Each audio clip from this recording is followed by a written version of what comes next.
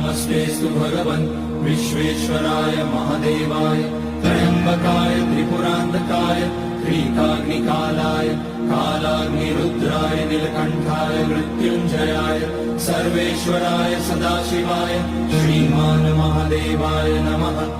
ॐ नमः शम्भवाय च मयोभवाय च नमः शङ्कराय च मयस्कराय च नमः शिवाय च शिवतराय च।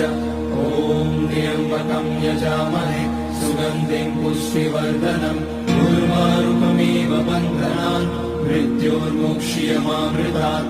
नागेन्द्रहाराय त्रिलोचनाय भस्माङ्गराय